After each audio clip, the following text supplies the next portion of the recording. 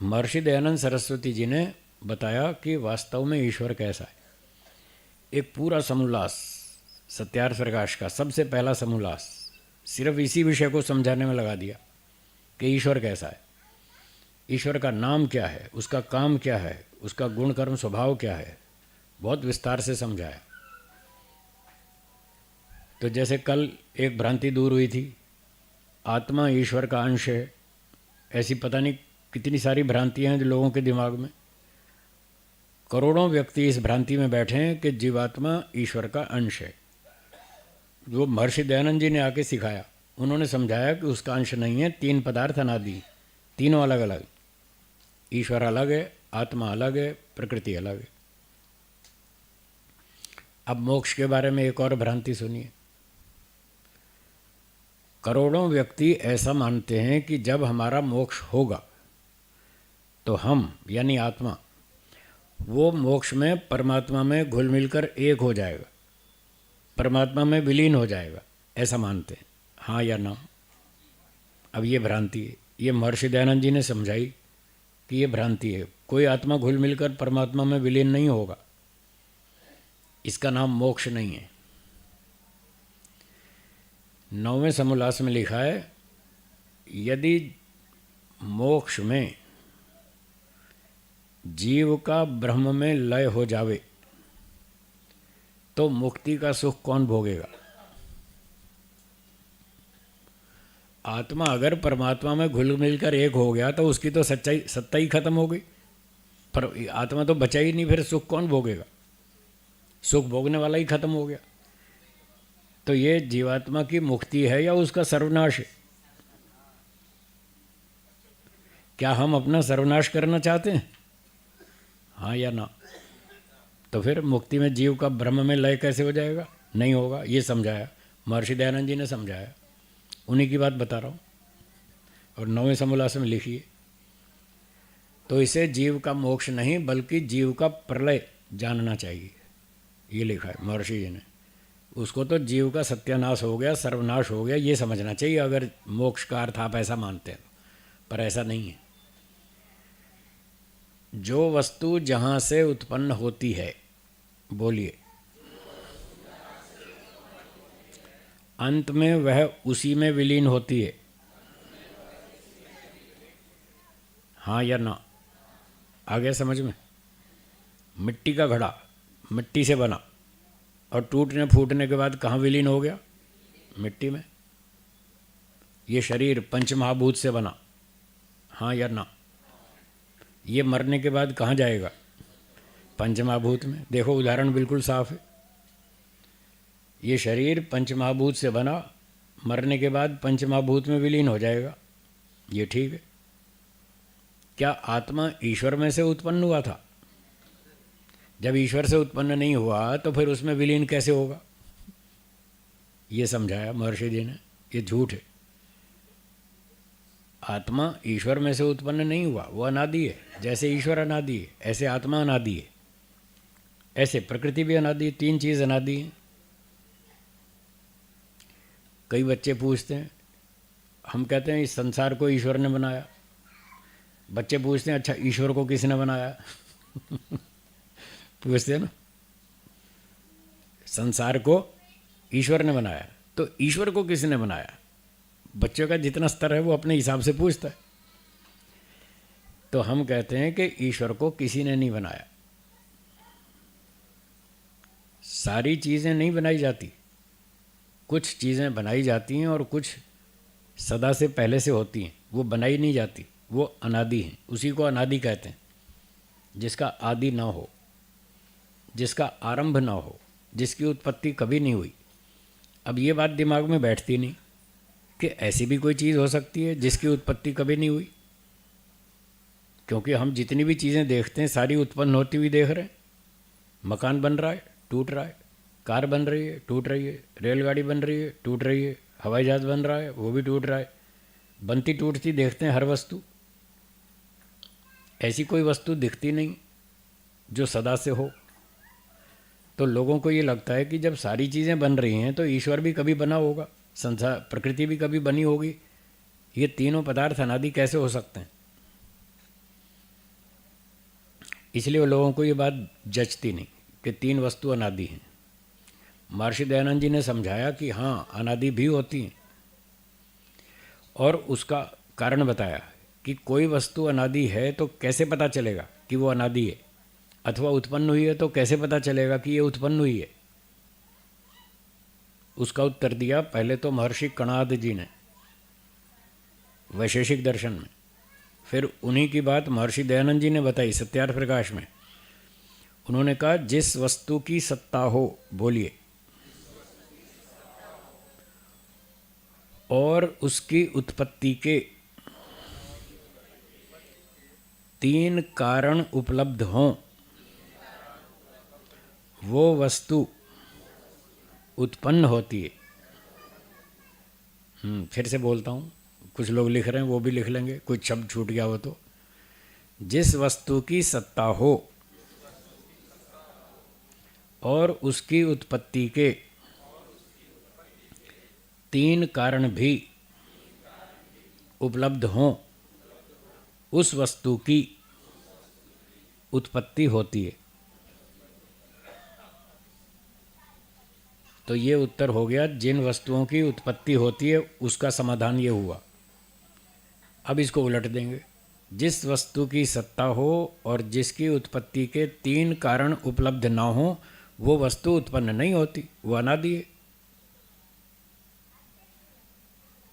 मकान for example, मकान की सत्ता है, हाँ या ना? मकान का अस्तित्व है ना। अब इसकी उत्पत्ति के तीन कारण प्राप्त हैं, हमको उपलब्ध हैं। एक तो बनाने वाले मिस्त्री लोग, आर्किटेक्ट, इंजीनियर, मिस्त्री, मजदूर, ये सारे बनाने वाले चेतन, ये सारे हमको उपलब्ध हैं जो मकान बना रहे हैं। इसको बोलते हैं निमित्त कारण। कौन सा? निमित्त कारण। दूसरा उपादान कारण, जो इसका मटेरियल है, ईंट, पत्थर, चूना, सीमेंट, पानी, ये इसका रॉ मटेरियल है, ये भी उपलब्ध है जिससे मकान बनता है। और तीसरा बनाने के साधन, औजार, बाल्टी, फावड़ा, तसला, जो भी साधन है मिस्त्री मजदूरों के, ये है साधारण कारण। तीसरा कौन सा? साधारण कारण। तो मकान के तीन कारण हमें उपलब्ध हैं, बनाने वाले मिस्त्री मजदूर निमित्त कारण, बनाने का मटेरियल उपादान कारण, ईंट, पत्थर, चूना, सीमेंट आदि, और तीसरा साधारण कारण, इनके औजार, जो मशीनें और औजार वगैरह। इसलिए मकान की उत्पत्ति हुई। अब इन तीन कारणों को ईश्वर जीव प्रकृति पे लागू करके देखते हैं। क्या ईश्वर को बनाने वाला निमित्त कारण कोई दूसरा उपलब्ध है? क्यों जी प्रफुल्ल जी, ईश्वर को बनाने वाला दूसरा कोई निमित्त कारण चेतन उपलब्ध है? नहीं है। ईश्वर को बनाने का कोई मटेरियल प्राप्त है? किस मटेरियल से ईश्वर को बनाया गया? मटेरियल भी नहीं है। और उसके बनाने के मशीन टूल्स, वो भी नहीं है। इसलिए ईश्वर अनादि, उसकी उत्पत्ति के तीन कारण प्राप्त नहीं है। अब यही बात जीवात्मा पर लागू होती है। जीवात्मा की उत्पत्ति के तीन कारण प्राप्त नहीं है, न कोई बनाने वाला है, न कोई मटेरियल है, न कोई मशीन टूल्स हैं। इसलिए जीवात्मा की उत्पत्ति भी नहीं हुई, वो भी हमेशा से है। और तीसरा जो बेसिक रॉ मटेरियल है, प्रकृति जिसको हम बोलते हैं, साइंस वाले अपनी भाषा में बोलते हैं मटेरियल, मैटर, एनर्जी। हमने साइंस वालों से पूछा ये सृष्टि कैसे बनी, तो उन्होंने कहा मटेरियल से बनी। हमने कहा मटेरियल कहाँ से आया? बोले वो हमेशा से है। देखो उनको भी स्वीकार करना पड़ा। साइंस वालों को भी मटेरियल को अनादि नित्य मानना पड़ा, क्योंकि उनके सामने भी यही समस्या आई कि इसकी उत्पत्ति के तीन कारण नहीं है। तो ये बात सही है, वेद की बात है, ऋषियों की बात है, दर्शनों की बात है, उपनिषदों की बात है कि जिसका अस्तित्व है और तीन कारण नहीं है वो अनादि। अब साइंस वाले केवल प्रकृति का अध्ययन करते हैं, इसलिए वो एक वस्तु को अनादि मानते हैं, दो को वो जानते ही नहीं, न ईश्वर को जानते न आत्मा को जानते। नहीं जानते कोई बात नहीं, पर आगे जानने की कोशिश तो करनी चाहिए। अगर वो चीज़ जानकारी के लिए आवश्यक है, लाभकारी है, तो उसको जानने की कोशिश करनी चाहिए। नहीं जानते इसका मतलब ये थोड़ी कि हम जानेंगे ही नहीं। आपको कंप्यूटर चलाना नहीं आता था, फिर आपने सीखा या नहीं?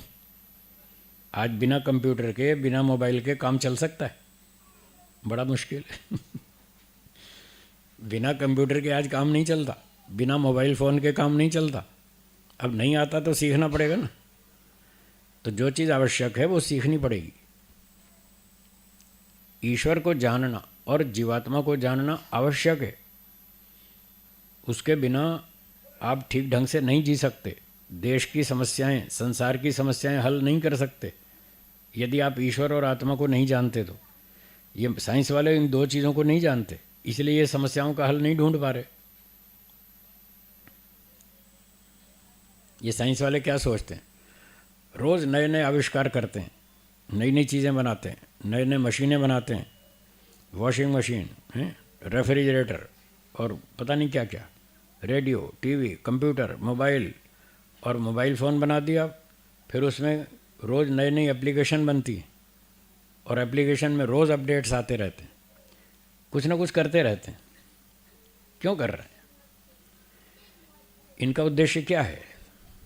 इनका उद्देश्य है कि हम मनुष्यों को तृप्त कर देंगे, इनकी सारी इच्छाएं पूरी कर देंगे, 100% शांत कर देंगे। ये इनके दिमाग में भ्रांति है, खतरनाक भ्रांति है। ये ऐसा नहीं कर पाएंगे। क्यों नहीं कर पाएंगे? इसलिए नहीं कर पाएंगे क्योंकि ना तो ये संसार को जानते, यानी प्रकृति को भी नहीं जानते, और आत्मा को भी नहीं जानते, इसलिए नहीं कर पाएंगे। क्या नहीं जानते? ये आत्मा के विषय में ये नहीं जानते कि भौतिक पदार्थों से आत्मा कभी भी पूरी तरह से तृप्त नहीं हो सकता। हाँ जी, क्या बोला? नहीं हो सकता। अब ये बात आत्मा के विषय में ये साइंस वाले नहीं जानते, इसलिए लगे हुए उस काम में। वो समझते हैं कि हम आत्मा को खुश कर देंगे 100%। वो हो ही नहीं सकता, इम्पॉसिबल है। और प्रकृति के बारे में, मटेरियल के बारे में एक बात ये नहीं जानते। ये मशीन बनाना जानते हैं, टेक्नोलॉजी तो जानते हैं, पर इस बात को नहीं जानते कि इस मैटर में वो क्षमता ही नहीं है जो आत्मा को तृप्त कर दे। ये बात मटेरियल के बारे में नहीं जानते। हमारे ऋषि लोग जानते, हमारे वेदों के विद्वान ऋषि लोग जानते हैं। वो कहते हैं न वित्तेन तर्पणीयो मनुष्य। कठोपनिषद में लिखा है, शायद आपने पहले भी सुना हो। सुनाइए वाक्य, न वित्तेन तर्पणीयो मनुष्य। मनुष्य कभी भी धन से तृप्त नहीं हो सकता। धन मतलब भौतिक संपत्ति, भौतिक चीज़ें। इससे जीवात्मा कभी भी तृप्त नहीं हो सकता। ये बात हमारे ऋषि लोग जानते हैं, क्योंकि वो आत्मा को समझते हैं और वो प्रकृति को भी समझते हैं, संसार को भी जानते हैं। क्या जानते हैं? इसी योग दर्शन में हमने 15वें सूत्र में पढ़ा था, महर्षि पतंजलि जी ने बताया था, परिणाम ताप संस्कार दुखैर गुण वृत्ति विरोधाच दुखमेव सर्वम विवेकिना। पढ़ा था। तो ऋषि लोग तो कह रहे हैं संसार में 4 दुख हैं, इनको एक भी नज़र नहीं आ रहा, इसलिए ये अनाड़ी लोग, ये साइंस वाले अज्ञानी लोग हैं। ना तो ये प्रकृति को ठीक से जानते, ना ईश्वर को जानते, ना आत्मा को। तीनों में से किसी को भी ठीक से नहीं जानते। मोटा मोटा जानते हैं, थोड़े थोड़े मशीन बनाते हैं, उससे हमको फैसिलिटी मिलती है, ये अच्छी बात है, इतना हम इनका आभार मानते हैं और धन्यवाद भी करते हैं। पर उस अंश को ये नहीं जानते जो हम इनको समझाना चाहते हैं। वहाँ ये अड़ जाते हैं, नहीं हम तो कसम खा रखी, हम इस बारे में सोचेंगे ही नहीं। तो वो गड़बड़ वाले लोग हैं। और जो बुद्धिमान हैं, जो सच्चाई को समझते हैं, जो जानना चाहते हैं, वो ठीक लोग हैं, साइंस वाले। सबको गाली नहीं दे रहा हूँ, हाँ फिर कभी आप मुझसे झगड़ा करो। सारे साइंस वालों को गाली नहीं दे रहा। जो बुद्धिमान हैं, सत्यग्राही हैं, वो अच्छे लोग हैं और वो मेहनत भी करते हैं, सीखते भी हैं, लाभ उठाते हैं। पर जो अड़ियल हैं वो गड़बड़ है, उनको अपना हठ दूर करना चाहिए और सत्य को समझना चाहिए। तो इसलिए महर्षि पतंजलि जी कह रहे हैं जब तक आप मोक्ष शास्त्रों का अध्ययन नहीं करेंगे, आपको तीन में से कोई भी वस्तु ठीक से समझ में नहीं आएगी। न तो प्रकृति समझ में आएगी, न आत्मा समझ में आएगा, न ईश्वर समझ में आएगा। जब तीन में से कोई भी समझ में नहीं आया तो आप भ्रांति में रहेंगे, मिथ्या ज्ञान में रहेंगे, अविद्या में रहेंगे, खुद डूबेंगे, दूसरों को डुबोएंगे। देखो एटम बम बना रखे हैं ना, एटम बम बना लिए मारने के लिए दुनिया को। कितनी तरह की मिसाइलें बना रखी हैं, कितने रासायनिक हथियार बना रखे हैं, मारने का इंतज़ाम है, बचाने का नहीं। तो जब व्यक्ति के पास ईश्वर नहीं है, आत्मा नहीं है, मोक्ष का कोई कंसेप्ट नहीं है, कर्मफल, पुनर्जन्म, बंधन, मुक्ति, ये कंसेप्ट्स नहीं है इनके पास, साइंस वालों के पास, तो उनका परिणाम ये होगा, या तो मरेंगे या मारेंगे। एक विदेश की घटना याद आ गई मुझे, सुना दूं। एक विदेश में किसी व्यक्ति ने बहुत अच्छी पढ़ाई की और बहुत जम के पढ़ाई की, बड़ी ऊंची ऊंची डिग्रियां प्राप्त की और खूब पैसे कमाए, खाया पिया, सब संसार के सारे सुख भोग लिए, पर बेचारे को शांति नहीं मिली। अब शांति है ही नहीं तो मिलेगी कहाँ? संसार के भोगों में शांति है नहीं, तो उसको नहीं मिली। फिर उसने क्या किया, एक नोट लिखा कागज़ पर, मैंने बहुत पढ़ाई की, बहुत सी डिग्रियां ली, बहुत से पैसे कमाए, खूब खाया पिया, पांचों इंद्रियों के भोग भोगे, मुझे कहीं भी शांति नहीं मिली। अब कोई एक्सपेरिमेंट बाकी बचा नहीं, कोई काम बाकी बचा नहीं जिसमें मैं एक्सपेरिमेंट करूं कि शायद यहाँ शांति मिले। मैंने सारी दुनिया छान मारी, अब कोई काम बचा नहीं। अब मैं क्यों जीऊँ? अब मेरे जीने का कोई उद्देश्य बचा नहीं, इसलिए मैं सुसाइड कर रहा हूँ। ये सुसाइड नोट लिख करके उसने आत्महत्या कर ली। तो भौतिक भोगवाद का अंतिम रिजल्ट ये है, या तो कोई आत्महत्या करेगा क्योंकि उसको शांति चाहिए और शांति मिली नहीं, और या फिर वो आतंकवादी बनेगा, बंदूक उठाएगा, हैं क्या कहते हैं वो, मानव बम, हाँ फिदाइन, मानव बम बनेगा, खुद मरेगा, दूसरे को मारेगा, अंत में ये परिणाम आएगा। एक बहुत पुरानी बात याद आई, जापान में किसी व्यक्ति ने एक पुस्तक लिखी। पुस्तक का नाम था how to suicide easily. How to suicide easily, आसानी से आत्महत्या कैसे करें। और वो किताब खूब बिकी, बहुत बिकी किताब जापान में, और बिकते बिकते बाहर भी चली गई, विदेश में, इंग्लैंड में चली गई, इंग्लैंड में बिकने लगी। इंग्लैंड सरकार को पता चला, अरे ये कैसी किताब बिक रही है कि आसानी से आत्महत्या कैसे करें। इंग्लैंड सरकार ने उस पर बैन लगा दिया, ये हमारे यहाँ नहीं बिकेगी। तो उस पुस्तक के लेखक से किसी प्रेस रिपोर्टर ने पूछा, आपने ये पुस्तक क्यों लिखी? क्या आप लोगों को मरने की प्रेरणा देना चाहते हैं, मरो? उसने कहा नहीं, मैंने इसलिए नहीं लिखी। तो फिर क्यों लिखी? उसने बताया, मेरे पड़ोस में किसी व्यक्ति ने आत्महत्या कर ली। कभी कभी लोग घबरा जाते हैं ना जीवन में, और जब समस्याओं से घबरा जाते हैं, कोई रास्ता नहीं दिखता, तो फिर वो सोचते हैं चलो सुसाइड करते हैं, जान छूटेगी, सारी समस्या हल हो जाएगी। ऐसा वो सोचते हैं और कर भी लेते हैं, जबकि उससे कोई समस्या हल नहीं होती, उससे समस्या डबल होती है और बढ़ती है। अभी अभी कुछ दिन पहले चंडीगढ़ से एक व्यक्ति ने मुझे, विद्यार्थी था, उसने मुझे व्हाट्सएप पर ये अपनी समस्या लिखी, मैं बहुत परेशान हूँ, पढ़ाई में मन नहीं लगता, मैं जीवन को समाप्त करना चाहता हूँ। तो मैंने उसको समझाया, थोड़ी देर प्रश्नोत्तर किया, समझाया।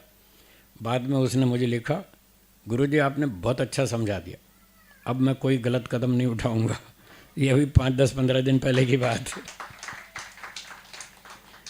ये 26वां व्यक्ति था जिसको मैंने आत्महत्या करने से बचाया, 26वां। इससे पहले 25 लोगों को सुसाइड करने से बचा चुका हूँ। तो वो लोग क्या सोचते हैं कि हम सुसाइड कर लेंगे, हमारी समस्या हल हो जाएगी। मैंने कहा समस्या हल नहीं होगी, जो समस्या है ईश्वर आपको दोबारा ये समस्या में डालेगा, छोड़ेगा नहीं।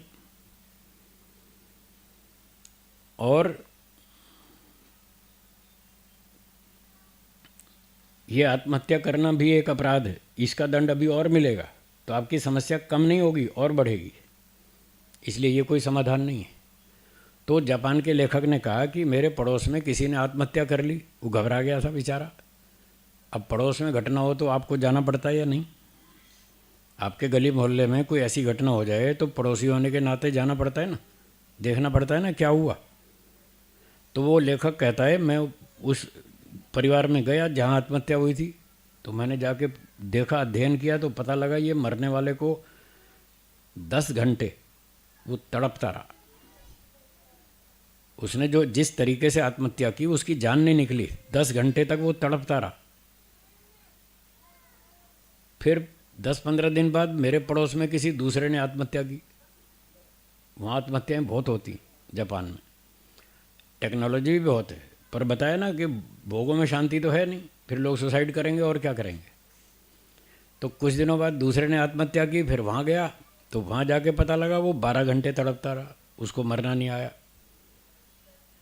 फिर तीसरी घटना हुई, चौथी घटना में, कई घटनाओं में गया और मुझे ये पता चला कि ये मरने वाले लोगों को मरना भी नहीं आता, ये तड़प तड़प के मरते। तो मैं इनको तड़पने से बचाना चाहता हूँ।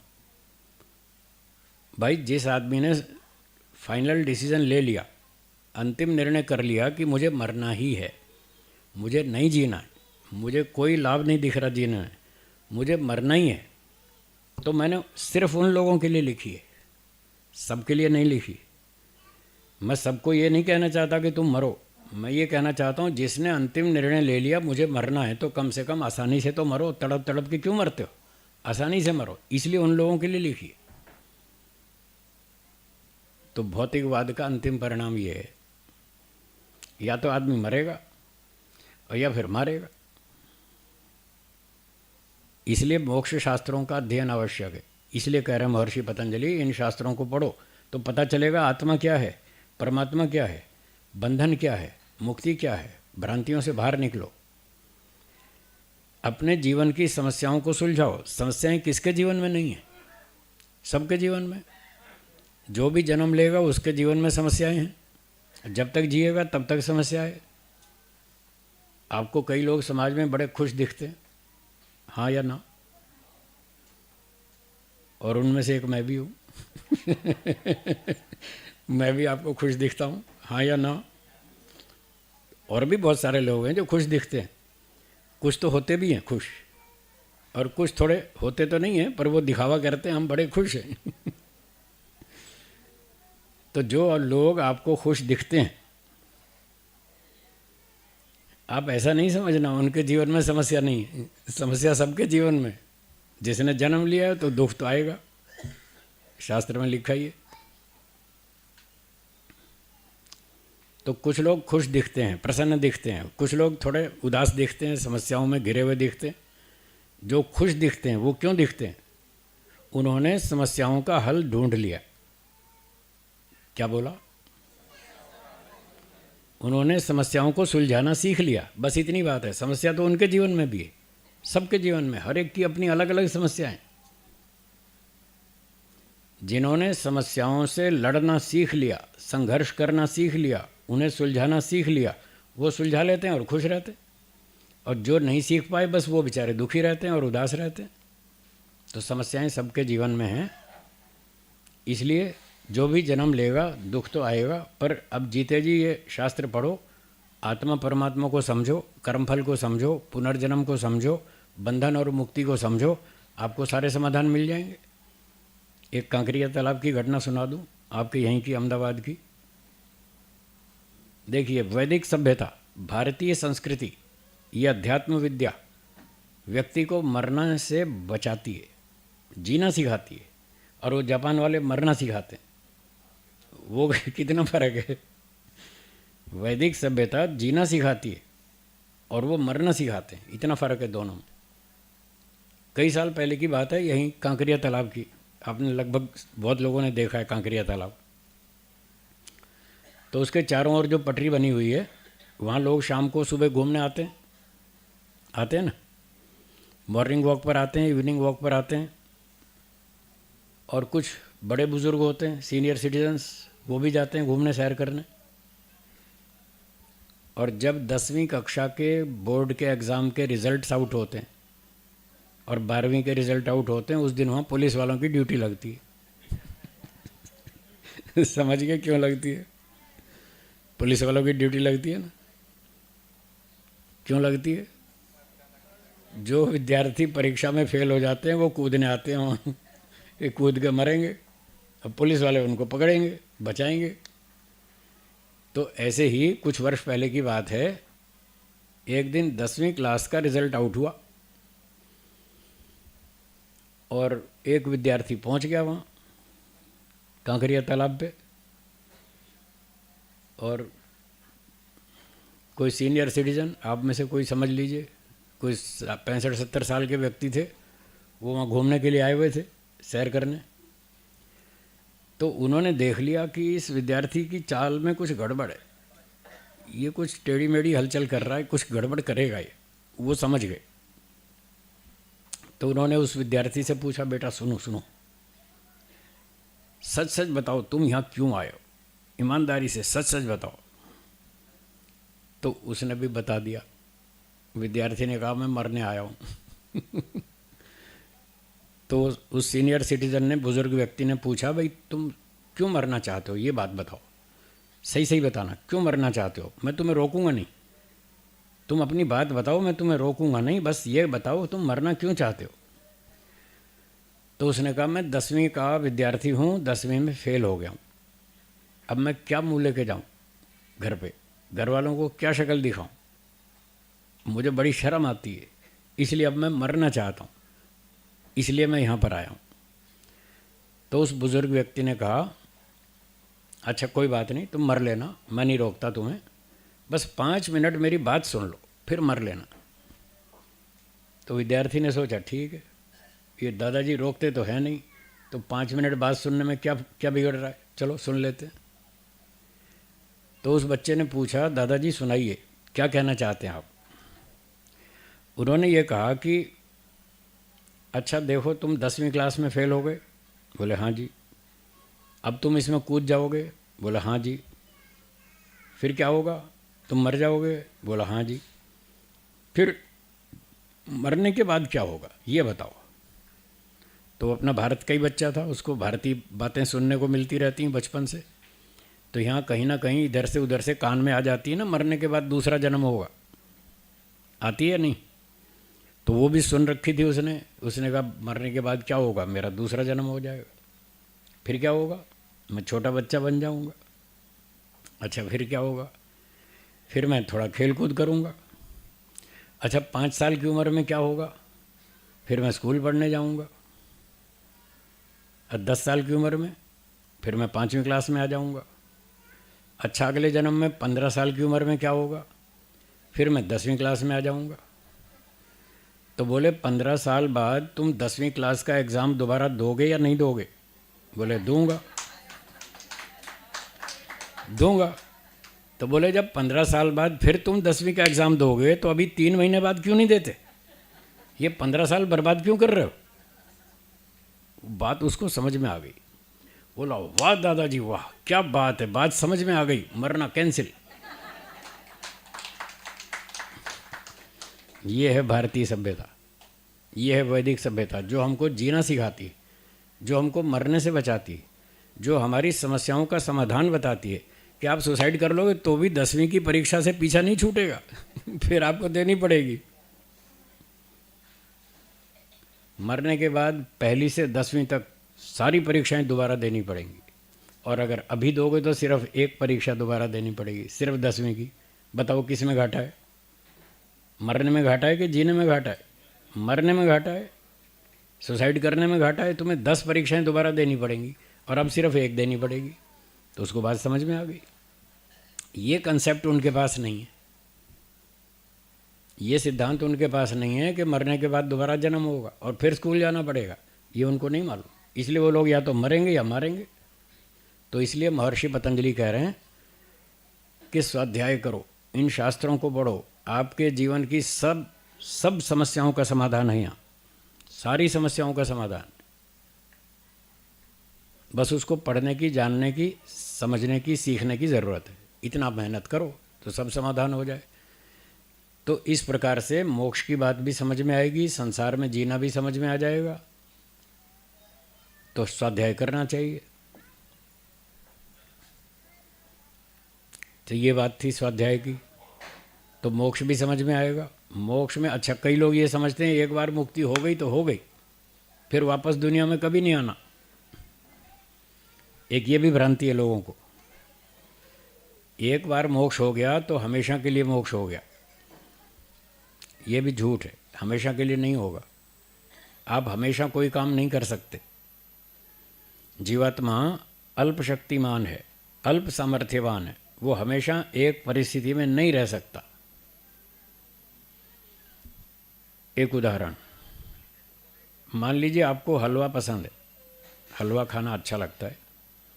आपको 1 महीने तक सुबह, दोपहर, शाम तीनों टाइम हलवा खिलाएंगे, तीनों टाइम 1 महीने तक, और कुछ नहीं खिलाएंगे।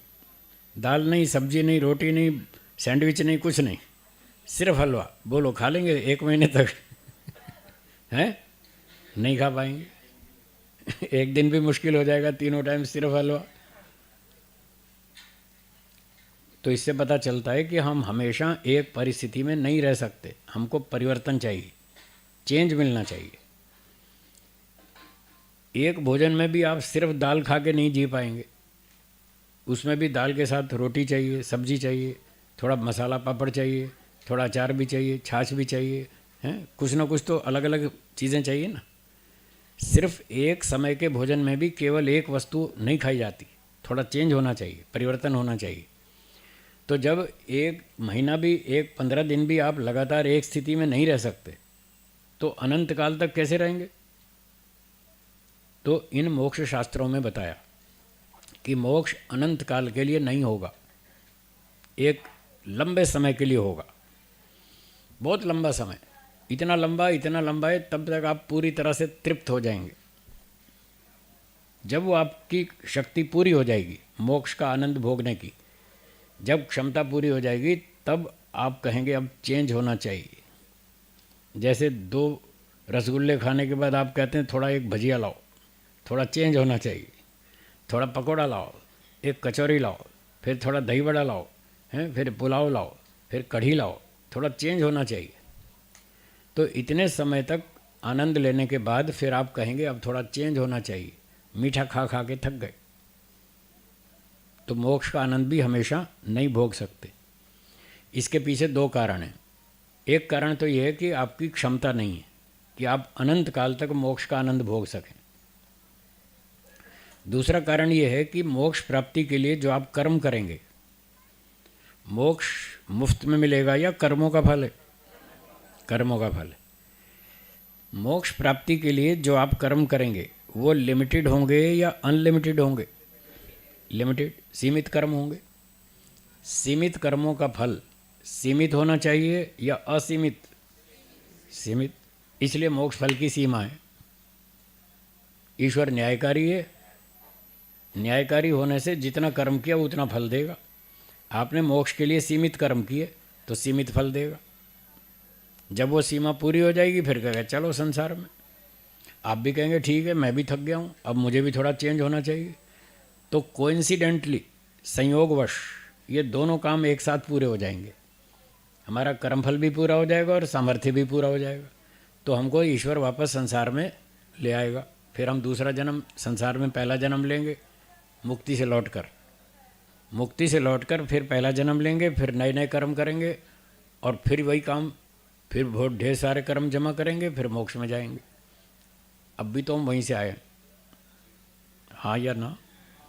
अब भी आप जितने लोग बैठे हैं और दूसरे भी, ये सारे मोक्ष में से ही आए हुए हैं।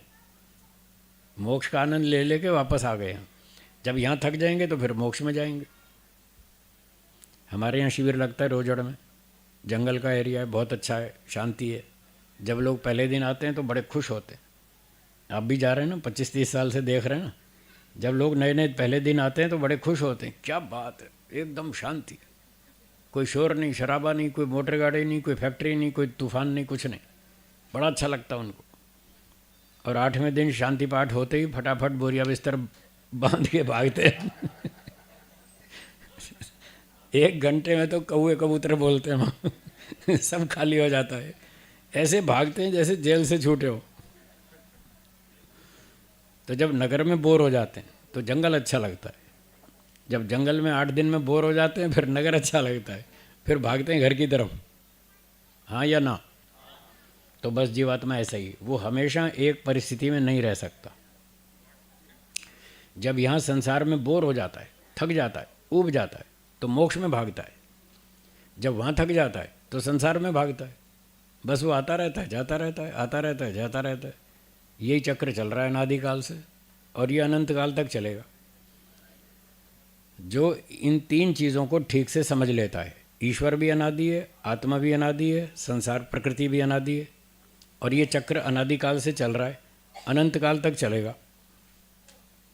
संसार में जो सुख मिलता है वो थोड़ी देर का है, मोक्ष में जो सुख मिलता है बहुत लंबा है, करबों अरबों खरबों लंबा, अरबों खरबों वर्षों तक इतना लंबा है। बस फिर उसको पूरी बात समझ में आ जाती है, वो फिर मोक्ष में निकल लेता है, वो फिर यहाँ नहीं रहता। बोलिए। हम्म हम्म हम्म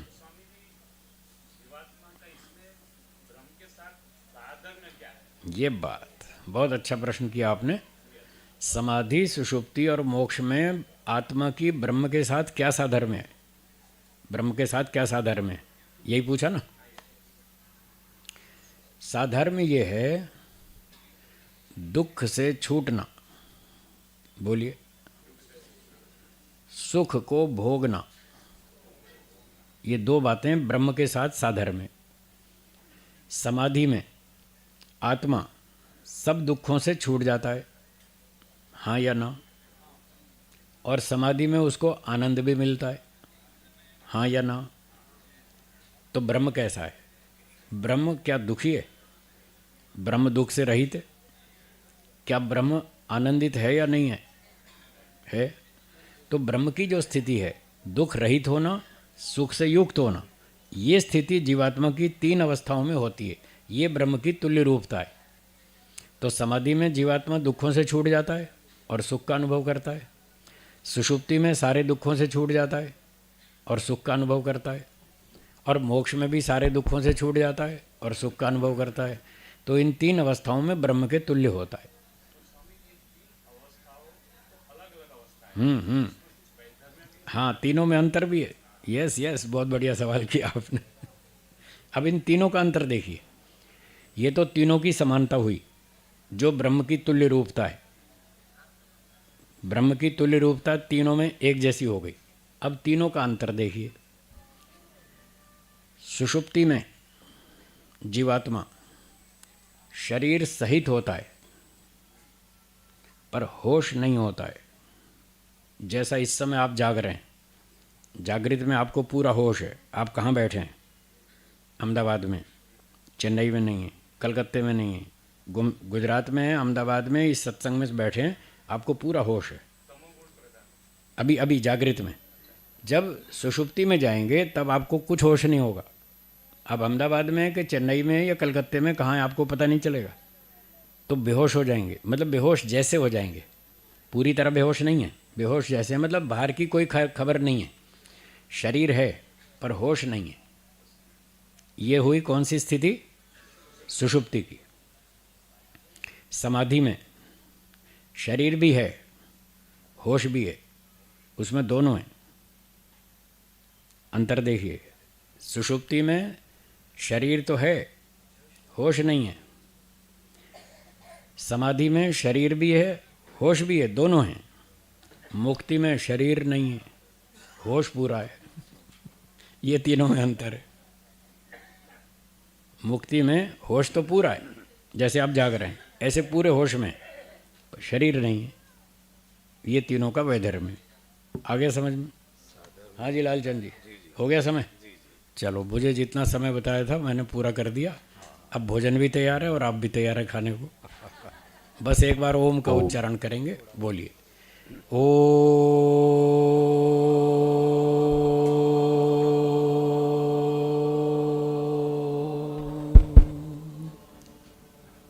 धन्यवाद।